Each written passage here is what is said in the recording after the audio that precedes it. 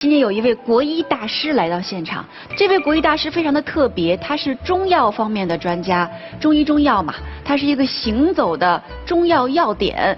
他今年91岁高龄。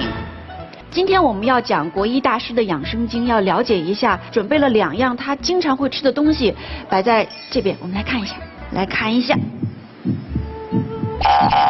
首先，这个盖子下面是一种主食。有2种颜色，黄色跟红色组成，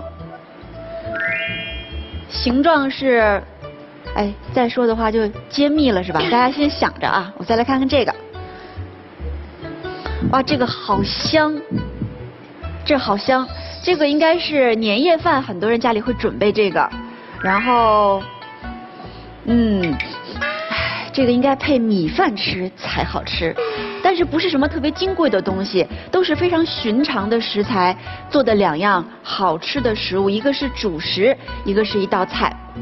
我们再说回到今天做客养生堂的这位国医大师，今天一上来我要先给他出题，有3本医学方面的书籍，待会儿我就要从这些方子当中随机的抽取几个方子，请我们的91岁的国医大师来背诵。这些书比我年纪大多了，可能比在座的很多叔叔阿姨的岁数都大，所以到底这位国医大师他是谁呢？谁跟他一起来的呢？我们来结合短片来认识他们一下。国医大师中的国药泰斗，中医偏于临床用药，懂得行为归经、功能组织、用法用量。这中药的侧重呢，主要是中药鉴别、中药炮制和中药调剂。中医药文化的当代传承者，修和无人见，纯心有天知。那么你做的好坏、质量如何，就凭良心了。13岁学徒，77年磨砺，日夜与本草为伴。过去我们先包小包，后包大包，大包得包成一口印形。砸铜缸的必须得砸出声来，人外边一听，你就知道你是砸的是什么。60年行医，博古知今，熟读万卷医典。胸椎前半，梢前2，腔5却6，破爱7，碎其8分，至少5，一拳吐丝，穿背1，这叫基本功。万里山河以脚丈量，中国当代神农氏。听过不如见过，见过不如干过。北到黑龙江，南到海南岛，西部到青藏高原，东部到沿海平原。什么叫经验？必须你得干过才能出经验。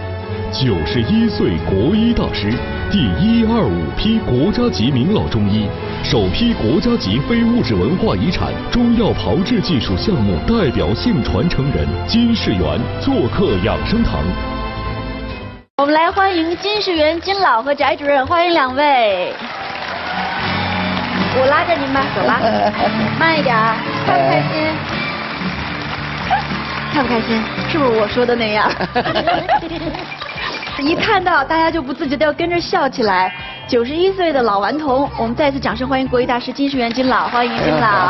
好了，金老，你刚才听见我说什么了吗？要考试的。真好。啊，可以吗？可以。答不上你要请我吃饭的。啊，这3本书有多大年纪了？这都从您家带过来的。这3本书有80年了吧？是不是比在座的各位叔叔阿姨岁数大？3本书都有80多岁了。那80多岁。对，然后我念的。您91岁，3本书都80多岁了。那我可就上手了啊！我戴个手套，我随便翻几页，然后回答一下那个我说的那个方子里面都有什么药就行，行吗？金老？行吧，我尽力吧。这都是您之前学医的时候背的是吗？对，我就拿3本来。就拿3本，家里还有好多存货是吧？我都不敢碰，特别软了，这个纸已经。简单给大家翻2页啊，可以看得到吧？有一种就是参加鉴宝节目的感觉。金老，请背诵参苓白术丸。宋朝太平惠民合理局方的方子，它的方歌是：参苓白术扁豆陈，山药甘连杀一人，桔梗上服兼保肺，枣汤调服一提神。我再给您翻一个啊，我再翻，我换一个，我再翻一个。好。我真的不敢翻，大家可以看到那个时候的就这么小的字啊。金老啊，十全大补。十全大补这发的是，参苓煮草四君子，这是参苓煮草四君子，地少归胸八珍汤，十全大补加其会，荣去胸加远未晨，这是5个方子。谢。我是服了，真的，每次我准备节目，我这张手卡我得背好久。所以今天跟金老学什么呢？学那个盖子下面的2种养生的食物。我先来问一下金老哈，咱们就抛开咱们的台本不说，您觉得养生最重要的是什么？怎么能够像您一样91岁鹤发童颜这么开心呢？我就是北京市朝阳区的老家，我是本身是农民的后代，是吧？1926年生人，今年整91。我14岁来到北京中药业学徒，肾荣卫生丸，大家做的时候，大家这药也挺贵的，有人参鹿茸啊，大家就一块都说这药啊很补，啊，这药是对身体是有好处。我年轻我也没缘呀，我说这个反正那么一大坨子药有的是，我就掰点就吃了就。吃完以后，当时没有什么感觉，上午吃了，下午就有反应，身上发紧呐，怎么那么不舒服啊？那时期也不舒服，也不是能够随便看病去，就是实兄实弟的吧，就说是你怎么不舒服？我说我怎么身上发紧？说你吃那药了吧？我说我吃了一块，你吃多少？我说我掰了一块吃，不知道什么，不知道多少，以后别再吃啊！你这么年轻，这是大补药啊，这是热性的，别再吃了，吃以后赶明将来你身体受伤。这对于我的记忆我可就记住了，我可别乱吃药。所以说是这个有病吃药得对症。说是有的一些人，特别是年老体弱，或者是由于工作当中或者生活当中劳累过度，引起来我们身体不适，在这种情况下可以吃点药。那我们言归正传来说一说那个红盖子下面的2种食物，其中有一种我是非常怎么说呢，就是没有想到金老会推荐这个给大家吃，我先拿来给大家看一下。来，3、2、1，看一下红烧肉。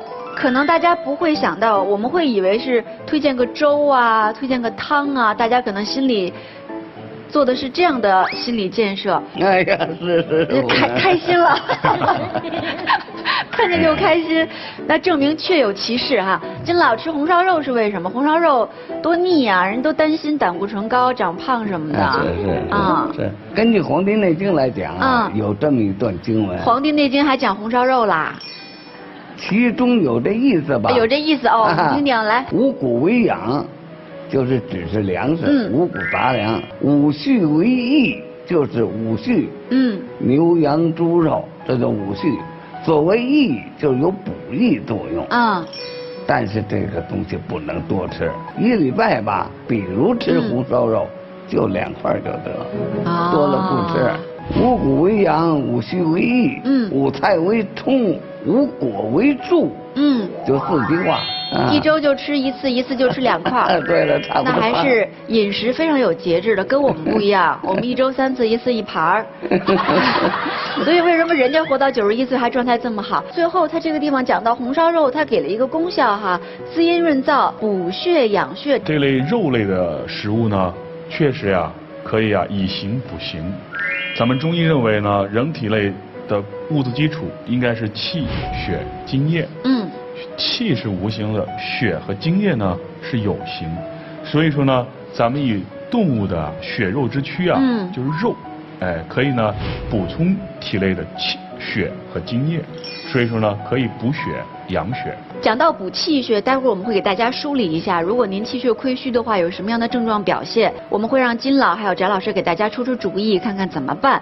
那关于这个红烧肉的问题，我只强调一件事儿，我们金老是1周1次，1次2块。所以大家平时在吃的时候也要想好，吃肉的这个频次、这个量一定要掌握好。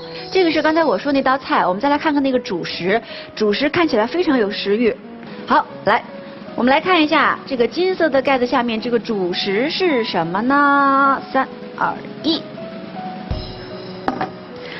哇，哎，还热着呢，红枣的窝头，红枣的窝头吃吗？不吃了，待会儿再吃。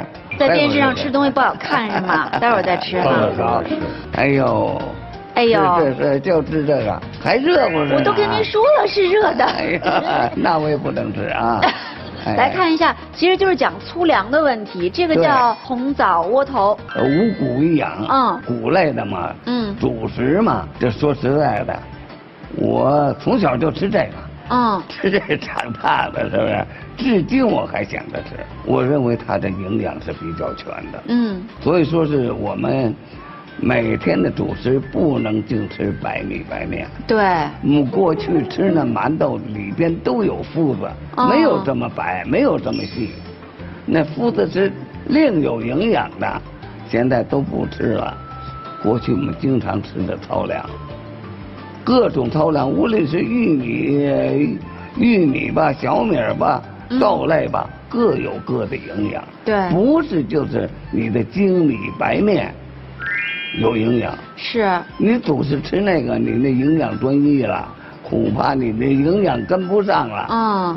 行。我就吃这个，就是为了营养，这我每周必须得吃。都给您打包一会儿。的确是这样，我刚才在听金老讲的时候，我就仔细回忆，我真的很少能够吃到这种东西，基本上都是白米白面。然后西医的营养学家会告诉你，就是说为什么刚才金老说一直说麸子很重要，麸皮很重要，主要的 B 族维生素，包括很多重要的营养物质都在这个麸皮里面。如果我吃的太干净的话，我可能就丧失了获取那些营养物质的机会了。对。我们来看给这个粗粮啊定义哈，这个补中益气，还是要回到补血养血上，对吗？翟老师，您吃这个吗？五谷呢，就是我们说的藜、麦、菽、玉、菽，是吧？这5种，其实也是应时而吃，就是呢，比如小麦呀、大米呀、高粱啊、枣呢，正好呢是入脾经啊，主要是补脾益气啊。此外呢，由于气为血之帅，所以说呢，气旺则血旺，它呢也可以呢补血养血。所以说刚才老师呢，就是因为吃啊这个既有五谷又有五果，还有五畜，再配上老师的德行，如此才能高寿。金老今天早上来录节目化妆了吗？化胭脂什么的了吗？就是胭脂没有。大家观察一下金老的面色，金老的唇色是自然的那种粉红色，这个脸上那个红光，我们常常说就有红光，精气神特别足，所以这跟平时自己特别知道怎么去补养气血很有关系吧，金老？有关系。慢慢再讲哈，这一整集我们都围绕金老，他为什么91岁鹤发童颜，精气神这么足，要围绕金老来讲一讲养生的好办法。气血亏虚不光是老人会有，很多中年人甚至是更小一点年纪的人也会出现，所以呢，我们结合一个道具来讲一讲气虚还有血虚会有一些什么样的症状表现。有一个板子上面写了血虚相关的症状和疾病。我们了解一种身体状况，也要知道如果我不去干预这种状况，可能会引发什么问题，这个是要了解到的。我们先来看症状。现在啊，那个年轻人啊和老年人啊，有很多的气血不足的症状。那么总结起来呢，如果是血虚的话呢，一共呢可以用3白来总概括。第一个白呢是我们说的面色白，中医理论认为呢，心主血，其华在面，心血不足必然会导致呢面色苍白。第二个白呢是我们说的呢，指甲白。中医除了心主血以外，还有肝藏血，肝其华呢在甲。大家可以看看自己的指甲的颜色，所以说呢，如果呢，咱们的呢指甲呢也是啊淡白啊，或者是苍白，这样的话呢，也反映呢是一个肝血不足的症状。最后一个白呢，就是我们的嘴唇白，因为呢，中医说呢，血虚了以后，必然会导致呢气的不足，而脾呢，是气血生化之源，脾呢其华在唇，所以说呢，必然会导致呢，我们说的面色白、指甲白、嘴唇白，这些呢都可能提示我们，我们体内的血液啊可能不足。对，所以刚才为什么要跟金老开个小玩笑，问问化的妆浓不浓啊，有没有涂唇膏啊？就是因为金老的唇色是粉红色的，这就是一个我们说一点都不血虚的一个状况，不存在三白的情况。我们在看节目的各位观众可以拿出小镜子照一照自己，有没有脸白、指甲白，然后嘴唇是不是也发白？其实也可以把眼睛稍微的这样看一看里面的那个黏膜的颜色是不是偏白，按理说应该是粉红色的，这样才是一个正常的状况。如果是那种眼睛一扒开，然后里面特别白，也说明一定程度上有血虚的情况了。那就是刚刚月月说的，球结膜如果苍白水肿，那个呢就是贫血的症状。来看看疾病都有哪些跟它相关呢？那么呢，现在的老年人或者是中年人，咱们常见的西医的症状、西医的疾病有哪一些呢？比如说常见的咱们有慢性的胃炎，这类的患者呢会导致怎么样？由于常见的慢性胃炎，所以说呢吸收的功能比较差，会导致呢，我们吃的食物啊、水果啊没法转化为我们吸收的精微物质。此外呢，慢性的胃溃疡的患者，还有呢我们的中年、老年贫血患者，以及呢，这三类呢主要是由于血的生成啊不足，血的来源不足。最后一类呢，还有一些呢慢性的呀怎么样血液丢失的患者，慢性贫血各种失血的患者，比如说对于女性来说，中老年的崩漏是吧，月经量过多，这些呢都会导致呢血虚。我们来看一下症状是三白对应的疾病，简单的总结了4种，其实还会有一些其他的疾病，今天我们就不过多的去讲疾病，因为中医是上攻治未病的，别到了有病的时候再想着去治病，在只有症状的情况下调整一下状态是最重要的，不要让疾病发生。那一旦我们有这个血虚的情况，比较理想的状态是达到一个润字。这个润字我们怎么理解呢？有几点描述，大家看看。如果能够润的话，首先我们的免疫是好的，对吗，翟老师？这个免疫就体现在，咱们就说，以前上学的时候，一个班级里面有一个同学感冒了，然后就会有很多人被传染，但也有人不被传染。对。这体现的就是一个免疫的差异了。对，我们说一阵秋风起，几多咳嗽声。所以说呢，可能是现在这个天虽然冷了，但是呢，有的人不感冒，有的人呢经常感冒。所以就体现在气血的不足。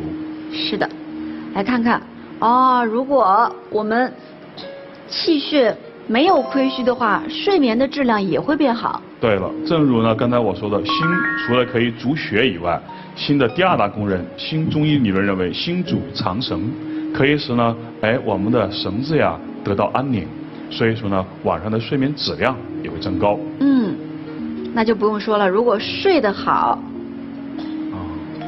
对了，所以说呢刚才说的藏神，神就是我们的整个生命活动的外在表现，以及呢精神意识思维表现。所以说呢睡得好，刚才说的整个精神状态外在的表现形式也很好。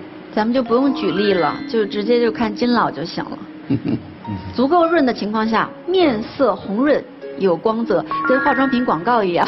对了，所以说呢心其华在面，心血充足，自然是面色红润有光泽，面若桃花，像月月了。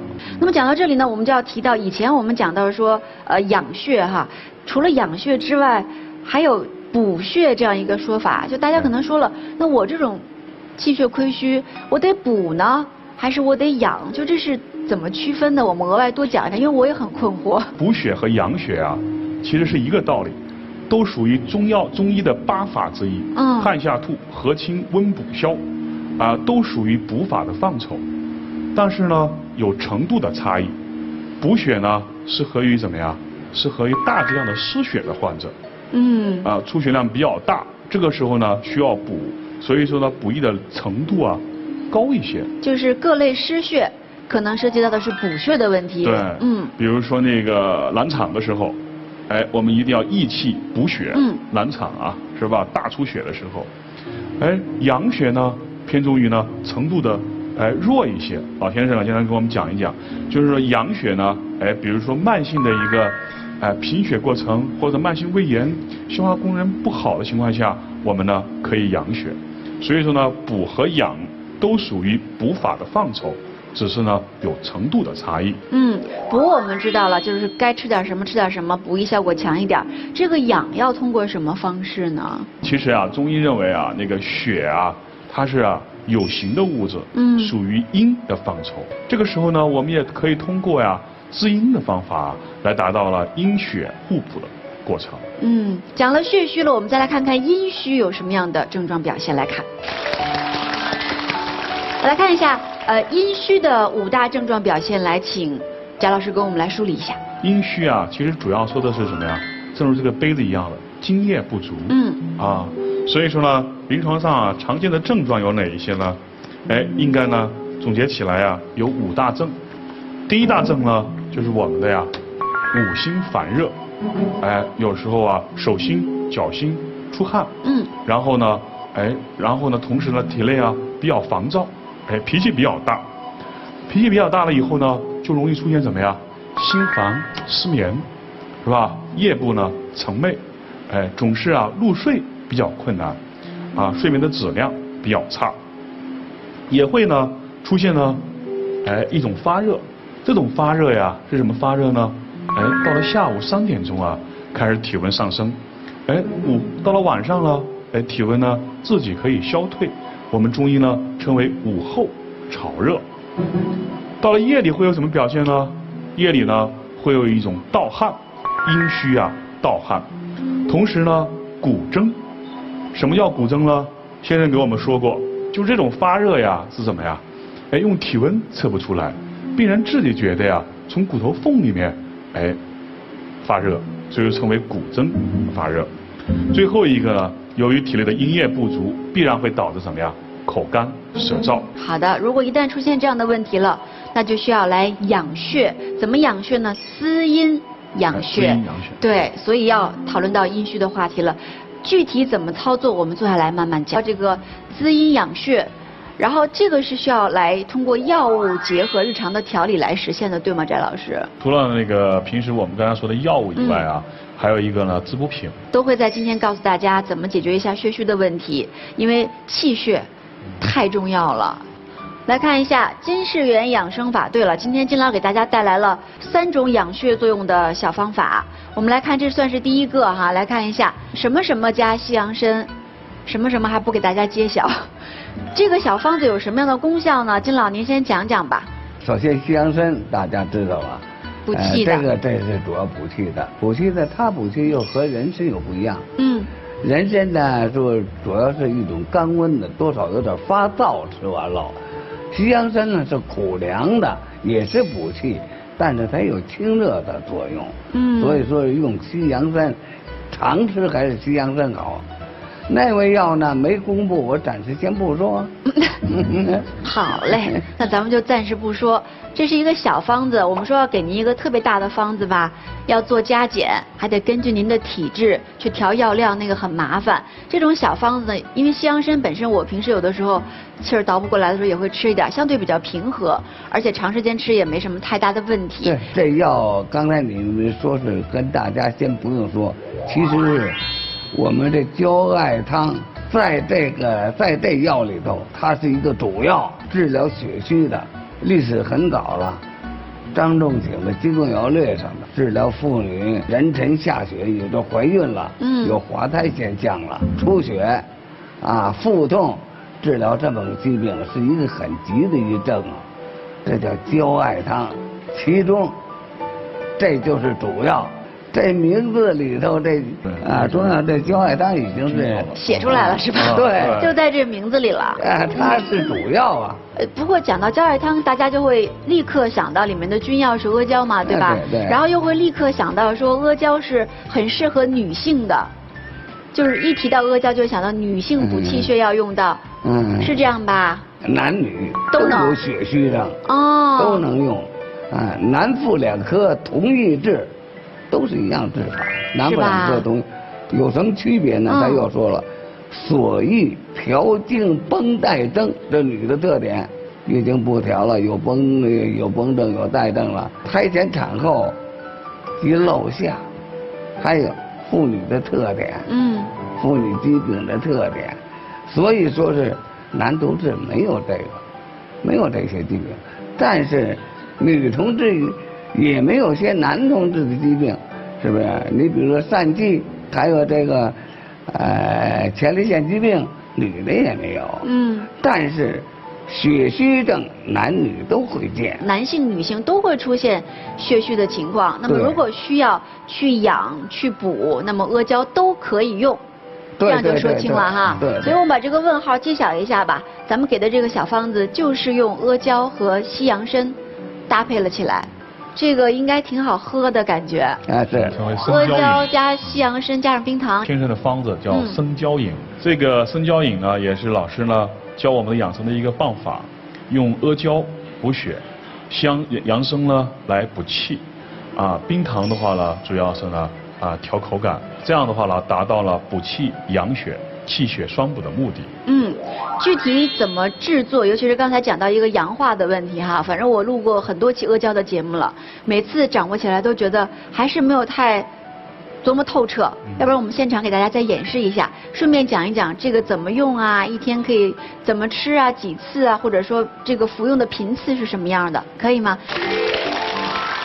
我们来看大屏幕啊，这个是金世元养生饮当中参胶饮，阿胶10克，西洋参6克，冰糖适量。因为那个阿胶是那个我们的胶状物，所以说呢，一般的话呢，很少把它放在水里煮，因为它容易糊锅。怎么办呢？先生金老经常教我们2个方法，一个方法呢是什么呀？先打块，粉碎不了，因为它很难粉碎，所以说呢，咱们对，可以先把它打成块。打块打成细块了以后呢，一天用10克，我们可以呢放一个小碗里边，然后呢我们呢隔水蒸。10克大概有多少？10克阿胶这它的一块应该是25克，应该一半。一小半吧，先打块，打块了以后呢，隔水呢给它蒸，蒸的话呢，估计呢应该是蒸5到10分钟，然后呢就会成为这一种糊糊的，然后呢西洋参另炖，然后放冰糖了，放在一块了，热水给它冲服就可以了。有时候呢也可以用黄酒给它送服。这个一天我们可以比如说什么人适合，然后我是服用的频次是怎么样的？刚才主要适合的主要是气血不足的患者，所以说呢，用西洋参补气，阿胶呢补血，可以早晚各一次，早饭前，晚饭后。早一次晚一次。对。这个饭前。早饭前，晚饭后。早饭前，晚饭后。这还挺有讲究的。早饭前的目的呢，主要是空腹服用补益的药物可以便于充分的吸收，补益气血。晚饭后呢，主要是便于它可以达到安神的目的，所以是呢晚饭后。我每次闻到这个阿胶的时候，都会闻到有一种味道，我特别想问一下张老师，这个味道是什么的味道呢？就是阿胶很特殊的一种气味。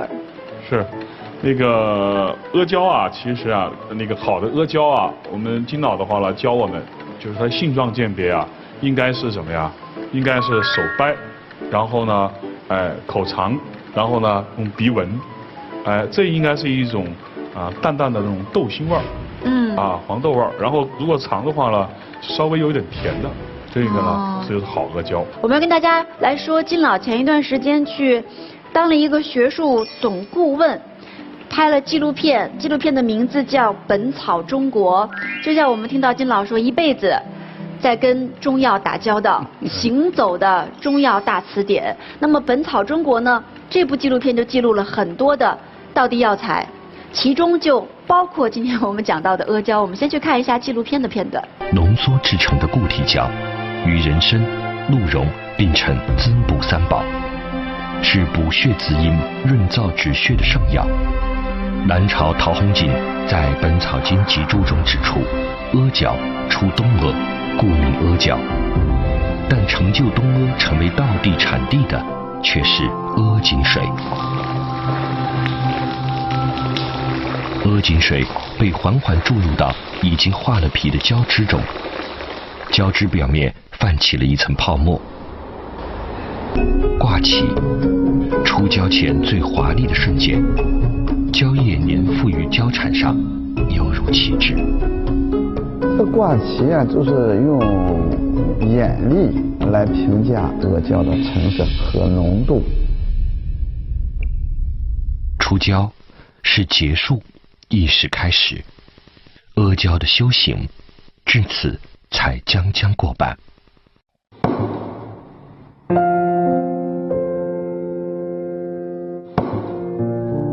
经手工牵制后的胶块，需置于阴凉处，每隔3到4天翻动一次，使两面水分均匀发散。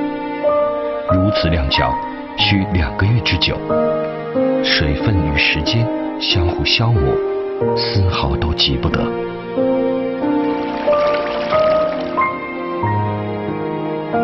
蘸温水擦胶，能使胶块光黑如漆，而不经意间留下的粗布纹理，成就了正品阿胶妙趣横生的品相。来看一下，这是一张中国地图。那讲到这个道地药材，不同的地方就有自己独特的道地药材。那个地方的道地药材能够发挥最强的功效，治病方面的药效更不用说。我们来梳理一下，有这么多地方。金老，您就还得考您，宁夏有什么呀？枸杞子。那个四川有什么呀？四川父子。内蒙古。内蒙古甘草有吗？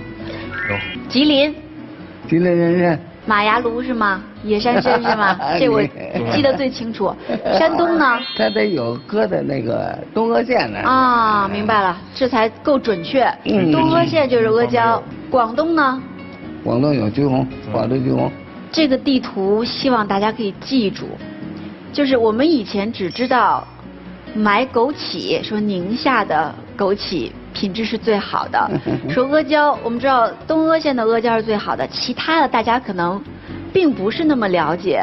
比如我们真不知道甘草和黄芪是内蒙的最好，然后人参我家乡不用说了，吉林的人参好，然后黄连和附子，黄连和附子大家看这是哪儿？四川。是四川。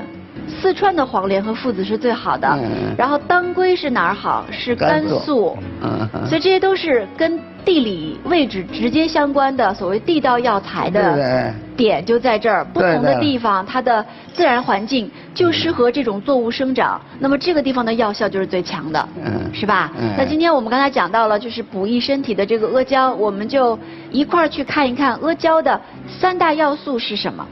金老，你看我们的现场哈。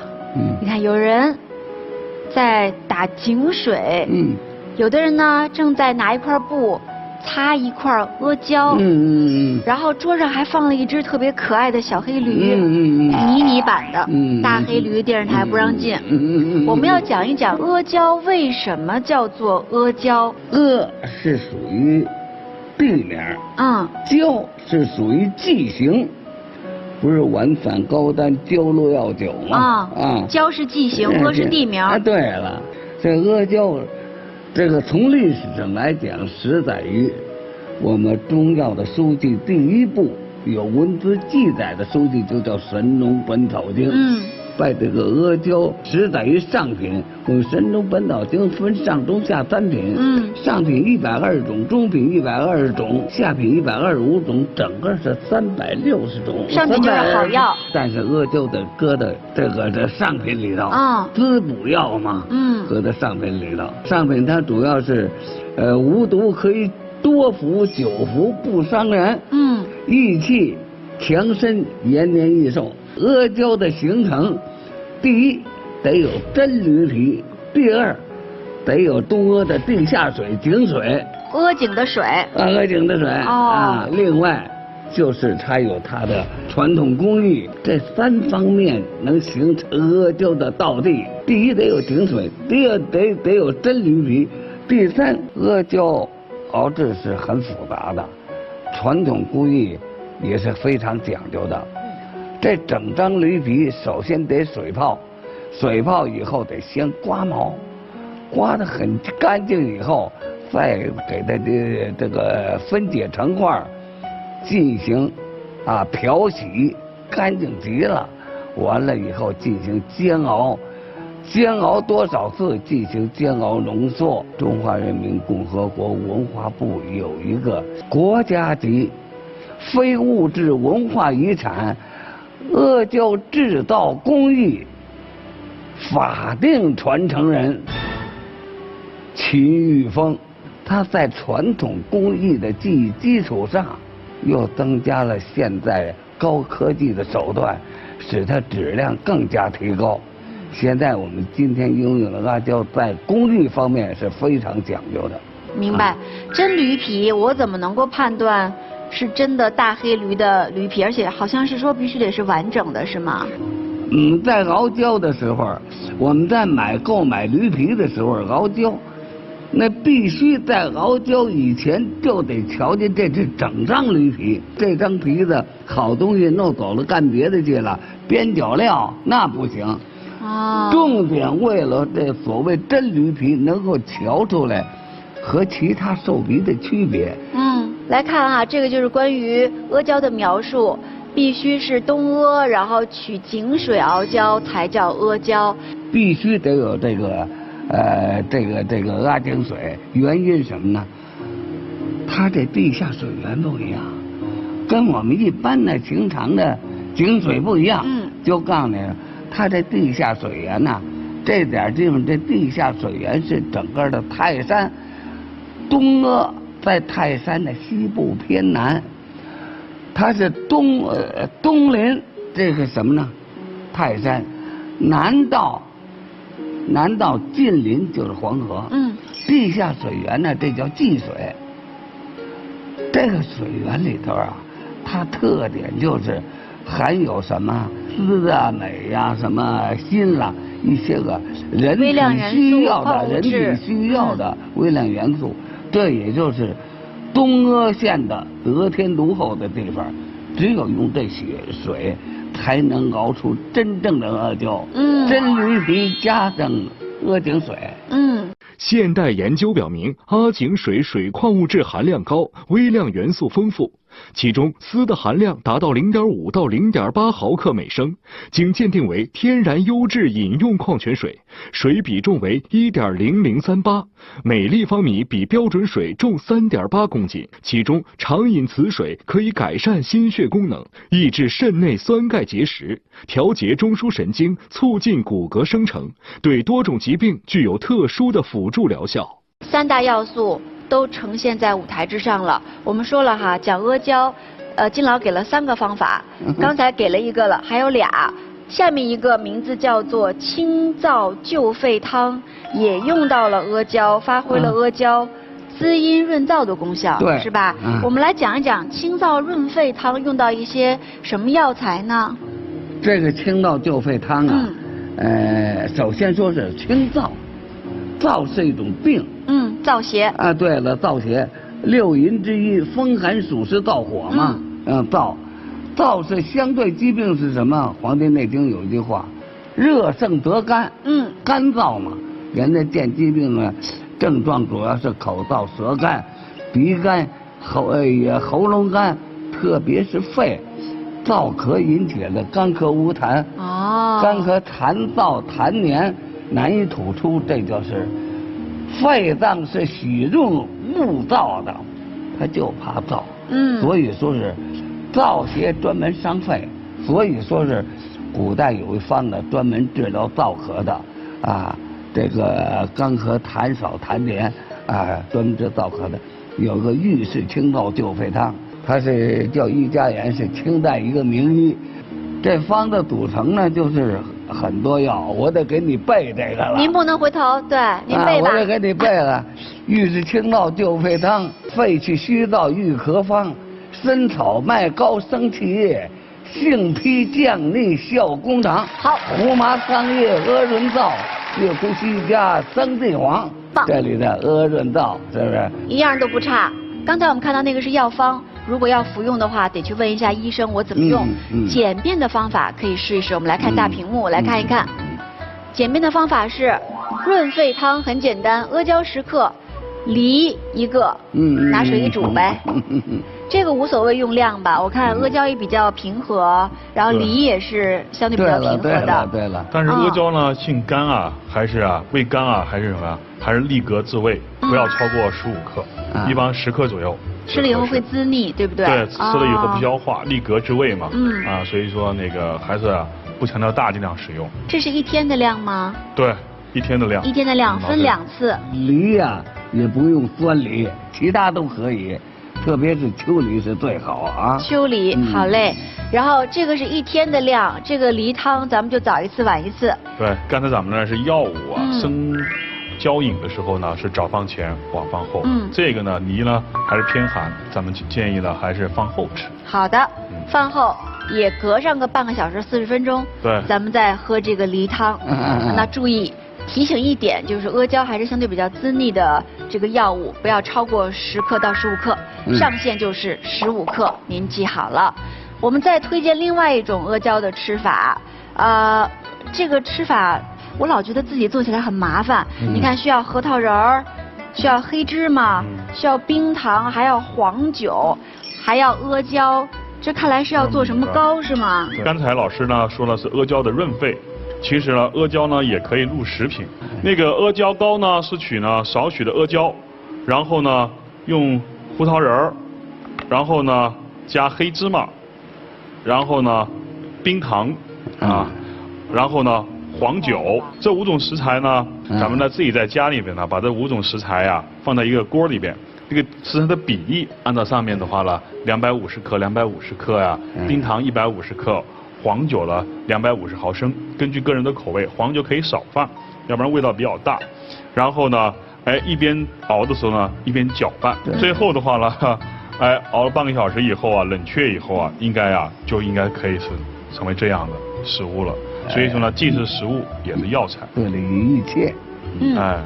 放这个黑芝麻跟核桃的作用是什么呢？这2种东西都是滋补的。你看这黑芝麻嘛，它有乌须黑发的作用，主要是有补肾。核桃仁呢也是一种补药，主要是健脑。明白了。来看一下阿胶糕，阿胶250克，核桃仁250克，黑芝麻250克，冰糖150克，黄酒250毫升。用到的配料全部都在环屏上。然后刚才贾老师简单的讲了讲怎么做哈，像我们这种懒人，我们采取的办法就是买现成的，因为现在真的很方便，就是可以买到现成的阿胶糕。但是有一个问题，就是一个服用的剂量的问题。比如我买到现成的这么大一块一块的，我1天能吃几块啊？刚才不是说了吗？阿胶有的时候会吃多了以后有滋腻的感觉嘛。1天最多吃2次。这1次最多的吃4块，能吃4块呢？那行，那没问题。可就是指着这块的大小。这么大的？对了，这等了1次吃吧。1次可以吃4块，1天不要超过8块。对。这么大的是吧？对。适用什么样的人？您再给说说，什么人适合吃这样的阿胶糕呀？反正是慢性的虚热病，特别是慢性虚热病这个血虚的病人。这适合这个阿胶，主要的还是以补血为主。好的，明白了。希望大家可以记住今天金老给到的3种方法。那么接下来呢，我们就要进入到金装升级的非转基因金龙鱼1比1比1调和油带来的养生厨房。感谢一下金老，谢谢翟老师，谢谢金老，新年快乐啊！谢谢。今天是大年29了，得开始炖肉了。对呀，要是再不炖肉的话，明天该吃不上了。对，您可能觉得这1年里，养生厨房教您炖了很多肉，有东坡肉，有五花肉，有大肘子。可是您知道吗？其实我们留了一手，就是这个肉如何炖制才能延年益寿。还没告诉您呢，是不是张老师？是啊，这样古籍里头就记载有一种方法能够炖的，能够让我们能够吃了以后最为补益。明白了。也就是说，这个肉如何吃功效最好、延年益寿，其实是跟烹饪技巧有关系的。没错，你知道吗？我当然知道，我刚问完。都交流完了。拿出几个绝杀来，有一些的这个犄角旮旯，可以看到有一些毛不好去，对吧？都吃不干净。在家里边真是，如果说吃一口肉要吃到这个猪毛，就太扫兴了。那今天咱们就直接上火，直接去毛。这个毛可不是烧掉的，进行这样的烙制。一定注意了，肘子肉咱们不能炸。为什么呢？呀？因为它这里边这个瘦肉一经过这个油炸，它就会变得柴。其实啊，您说这炖肘子吧，家家户户也都炖，可是您真想炖的肥而不腻、瘦而不柴，还吃出延年益寿的功效，就必须得看看咱们大年29是如何炖肉的。没错。看看您这效果怎么样啊？您这干烙干烙的这种方式，让这个猪肉还能出虎皮。哦，哎，虎皮酥酥脆脆，没错。哦，这个胶皮出来了，看到了吗？哎，毛是一点都没有了，但是虎皮出现了。对，这意味着一会儿咱们再炖肉的话，哎呀，这吃起来口感层次更加丰富了。没错，猪肘子咱们不能太小了，稍微大一点的块啊。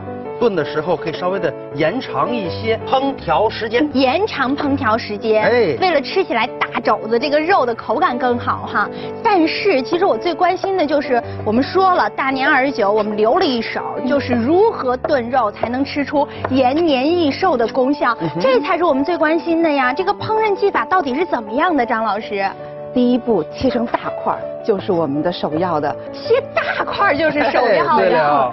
其实，在《随溪居饮食谱》里头就记载了，猪肉要切成大块，然后干蒸极烂，最为不易了。哦，一定要干蒸极烂。那这个极烂其实就是一个标准了，不仅说口感好，同时极烂它的不易效果才好。那如何能做到延年益寿呢？这样，在日本的有一项研究，大家知道日本人是寿命比较长的，他调查了很多长寿老人，发现他们的饮食当中有很多人都是吃这个红烧肉，关键他们的红烧肉都要炖到3到5个小时，炖到极烂。明白了，所以说炖至极烂是一个标准，然后这个烹饪的技法就是一定要久炖，对不对？宋朝就有一个诗叫做烹豚，实际上就是讲的把这个猪肉给蒸炖到极烂，没错，效果非常好。明白了，就是海内和海外已经达成共识了，一定要炖至极烂，这种补益啊、延年益寿的效果才会好哈。没错。夏大厨，其实我特别担心，平时我妈要是炖个肉吧，我也就吃3块，但是今天夏老师他又拿出必杀技来了，我估计最后我得吃一锅，一不小心我就吃多了，然后我又得长肉，你说怎么办呀？这个我已经替大家都已经考虑到了，就是今天我们要给这个肘子肉加上特别棒的这种搭配食材，让你能够吃出肉的味道、肉的口感，但是它真的不是肉。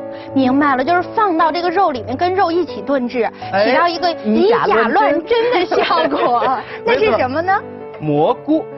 杏鲍菇和香菇。没错，今天带来2种蘑菇。那这个蘑菇也能够帮助我们解出一些肉里边带给我们的油腻口感。没错。其实同时还增加了这种提高免疫力、能够补益的效果更强了。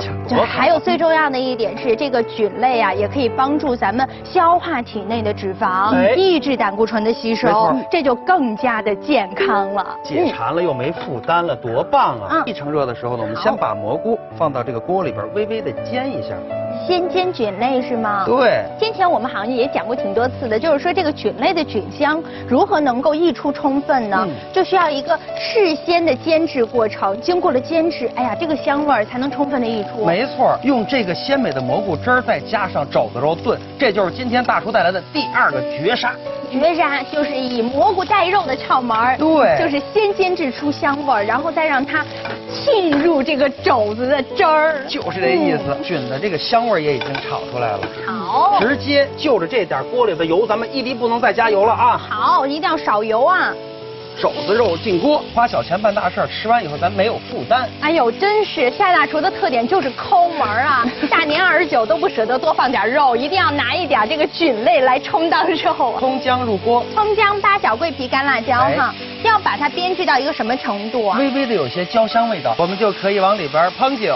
烹入料酒去腥增香的哈。来一些生抽，好，找它的咸淡味道和增加一些酱油的香味儿。好，咱们再往锅里边稍微的加一些的热水。上色的秘籍像什么这个红曲米呀，然后这个腐乳啊，大家基本上都知道了。